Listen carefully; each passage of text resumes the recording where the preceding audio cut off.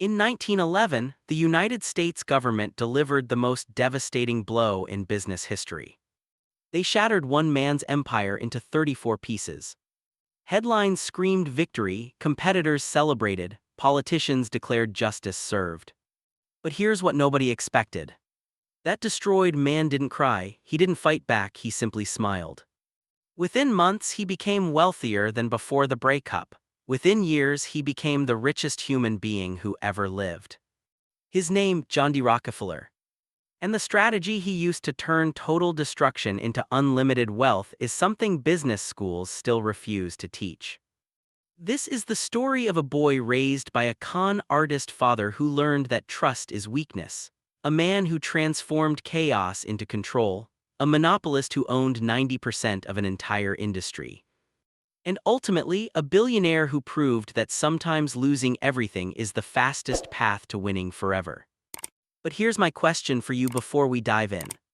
Was Rockefeller a genius who built modern America, or a villain who crushed thousands of lives? Drop your answer in the comments right now. Let's see where you stand by the end. John Davison Rockefeller was born in 1839 in Richford, New York. His family wasn't poor, they were unstable. His father, William Avery Rockefeller, was a traveling salesman, but that's the polite version.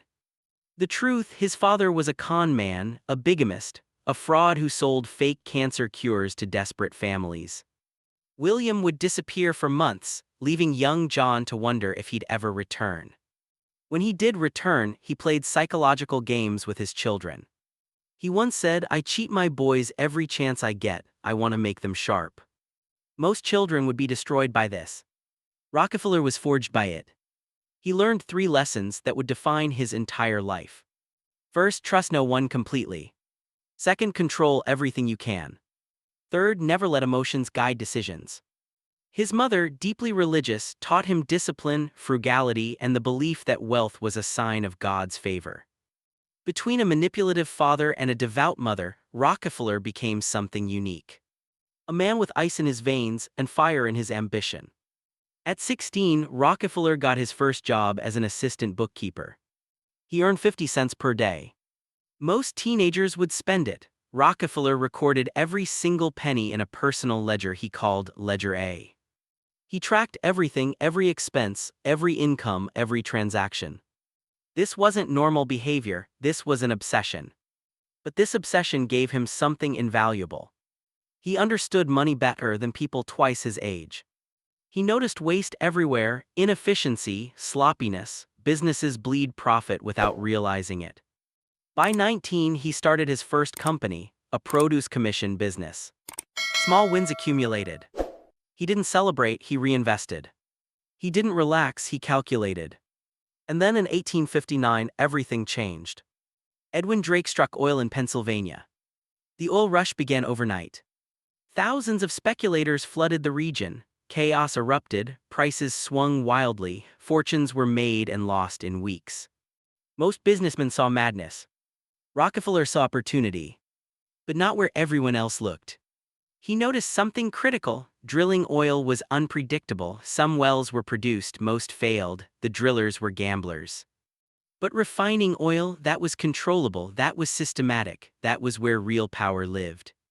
In 1863, Rockefeller invested in his first refinery. He didn't chase the rush, he positioned himself at the choke point. Everyone needed refined oil, and he would be the one providing it. By 1870, Rockefeller faced a choice. He could remain a successful refiner among many. Or he could become the only refiner that mattered. He chose domination. He founded Standard Oil of Ohio with an audacious goal. Control the entire industry. Not part of it, all of it.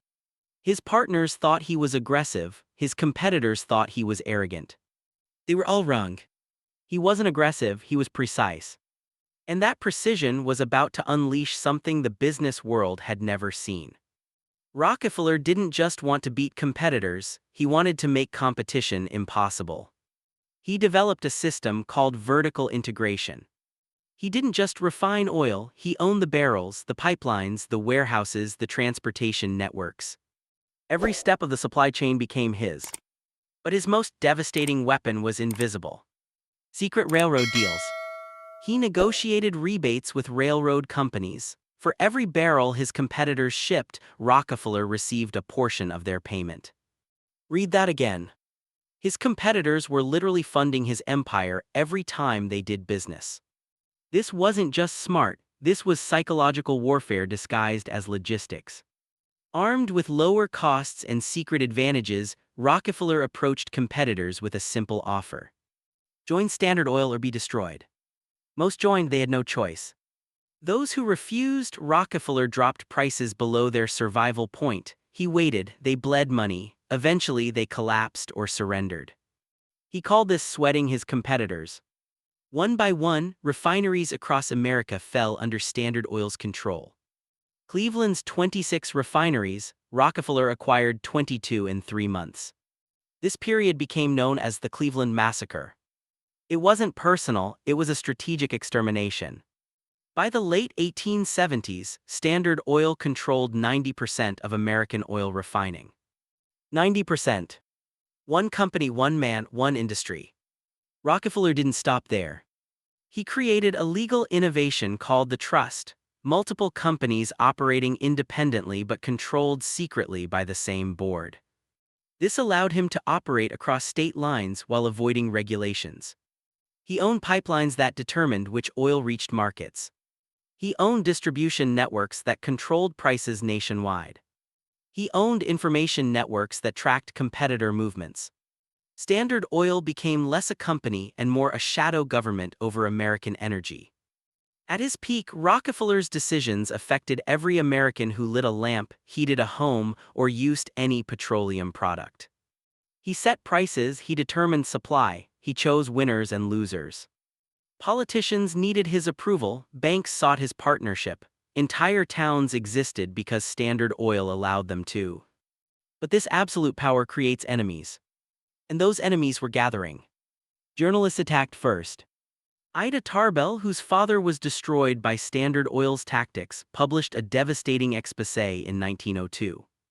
Her series, The History of the Standard Oil Company, exposed the secret deals, the predatory pricing, the systematic crushing of small businesses. Public outrage exploded. Rockefeller became America's most hated man. Politicians who once courted him now demanded his destruction. In 1906, the federal government filed an antitrust lawsuit against Standard Oil. The case reached the Supreme Court.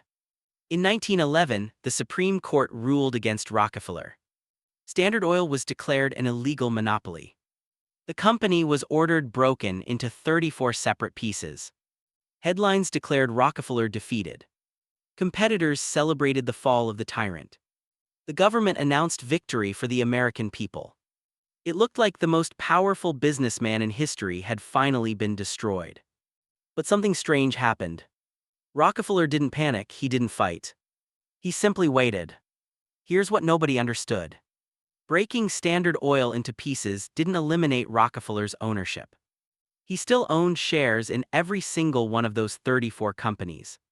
And freed from the monopoly structure, each company could now compete openly. They grew faster independently than they ever had together. Standard Oil of New Jersey became Exxon. Standard Oil of New York became Mobil. Standard Oil of California became Chevron. Names you recognize today, they're all fragments of Rockefeller's empire. As these companies expanded globally, their stock values multiplied. And Rockefeller's wealth multiplied with them. By 1913, just 2 years after the breakup, Rockefeller's net worth exceeded $900 million. Adjusted for today's economy, over $400 billion. He became the world's first billionaire. Not despite the government's attack. Because of it. The breakup freed his companies from regulatory constraints while preserving his ownership. He won by losing. Now I need you to pause and think about this. Have you ever seen a situation in your life where what looked like failure actually created opportunity? Tell me in the comments, I read every single one. Rockefeller lived until 97 years old. In his final decades, he gave away over $500 million. He founded the University of Chicago, the Rockefeller Foundation, medical research institutions that helped eradicate diseases. His philanthropy saved countless lives. But his methods destroyed countless businesses, crushed countless families, created a template for monopolistic control that corporations still study today. So here's the question that historians, economists, and philosophers still debate. Was John D. Rockefeller a visionary who built modern America? Or a ruthless predator who crushed anyone in his path? Here's my final challenge to you. After watching this entire story, drop one word in the comments. Just one word. Genius or villain? Let's settle this debate together. If this story changed how you see power, strategy, and success, smash that subscribe button. I'm releasing the untold stories of history's most controversial figures who broke the rules and reshaped the world. Next week, we're covering another titan who built an empire from nothing. You don't want to miss it. Until then, remember something Rockefeller himself once said. Don't be afraid to give up the good to go for the great. See you.